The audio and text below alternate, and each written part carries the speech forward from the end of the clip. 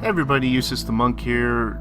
Eden Star just dropped a gigantic update, so I'm doing a quick video to kind of cover the changes and what's new, what's old, and to see if, my recommendation on it might change. If you need to check out the first video, there should be a link in the upper right hand corner of your screen. Just go ahead and click on it, and through the magic of modern YouTube technology, it'll freeze this video and take you to the previous review where you can kind of check out the basics of the game and see what it's all about.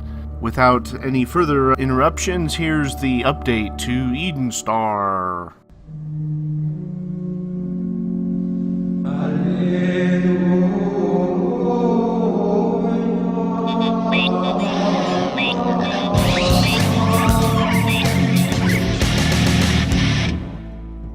The first huge change that you'll notice with this update is that instead of striding triumphantly from your recently landed re-entry pod and surveying the landscape around you, you wake up on the ground, lying on your back, surrounded by small patches of flaming wreckage, and probably wondering where everything all went wrong. A floating robot swoops down over you, refers to you as a number instead of a name, tells you that you've been damaged in quite a quaint little way, and starts guiding you through what you need to do next in a rather bare-bones tutorial.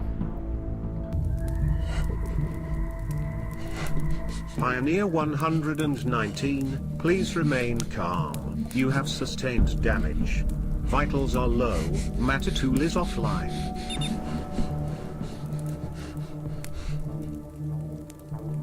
Suit breach detected. You must undertake repairs. Unlike most games like this, you're starting off with a weapon that's actually useful. This shotgun is more than enough to deal with all kinds of threats, not like the ubiquitous puny handgun that most games usually supply you with.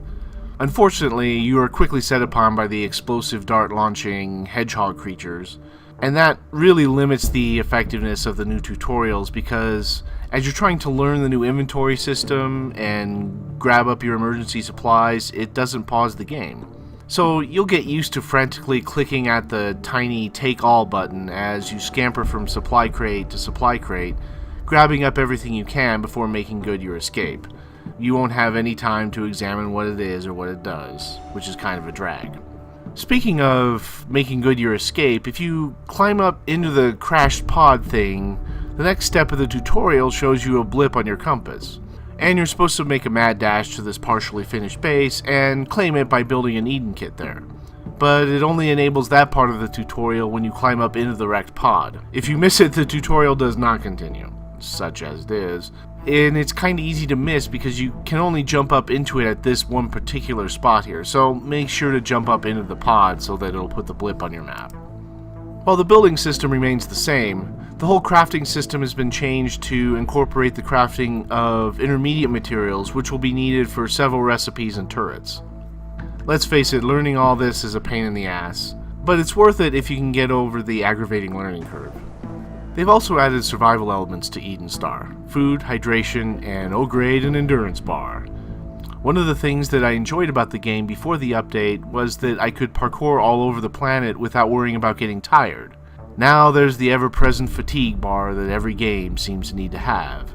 I praised the game before the update for not including one, and I must admit I was a little disappointed to see one after the update, but at least it doesn't deplete very fast and refills very, very quickly.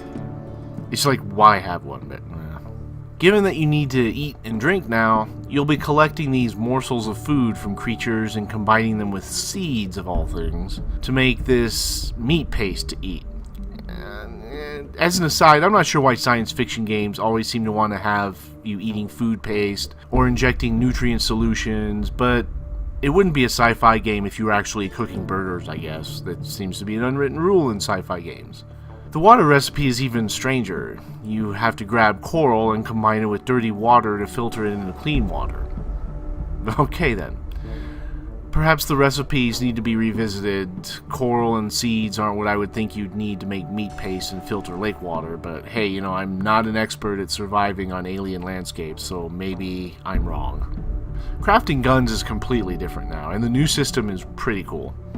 Instead of crafting just the typical shotguns, rifles, handguns, blah blah blah, You craft different barrels and receivers and combine them together to make various weapons.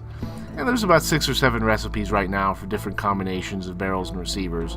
You can also craft different stocks and scopes and whatnot to attach to the finished guns. One of the things that I complained about in my last video was the teeny map. Ugh. Well, they've made a whole new map and it's gigantic. It's really huge and really fun to explore, with some crazy looking and interesting biomes. One of the things that's awesome about the new map is that they've been able to preserve the feeling of being on an alien world. Nothing looks familiar here, and it really adds to the immersion. They've added a bunch of new fauna as well, some of which are hostile, and that adds a new wrinkle to the game too.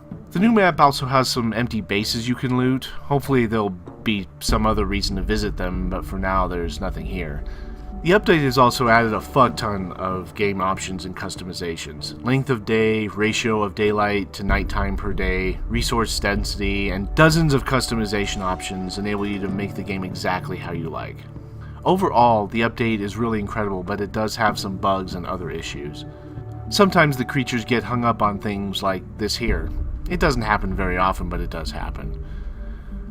You're supposed to heal slowly while under the protective aegis of the Eden Kit, but you don't. It's bugged at the moment and documented in the Steam forums, so it should get patched soon, hopefully. In the meantime, you'll be crafting a lot of medkits. Speaking of the Eden Kit shield, you'll need this special element to upgrade it, which will strengthen the shield and increase its diameter. It's also supposed to increase its healing rate, but, well, you know. You still get this element from the monster nests that you destroy, but I've had the resource node that spawns to mine the material disappear on me before I could mine it. Now, I was running around still fighting off the hordes of creatures that spawn when you attack a nest, so I couldn't get to it right away. But I think it still needs to stick around longer in my opinion, or just don't have it despawn at all. The game still lacks mid to end game content, but I'm not terribly concerned about its absence at the moment, given the amount of development that continues to this game. There's multiplayer, and player groups can join together in groups called colonies, but I'd like to see NPC colonists and some of these empty bases actually inhabited.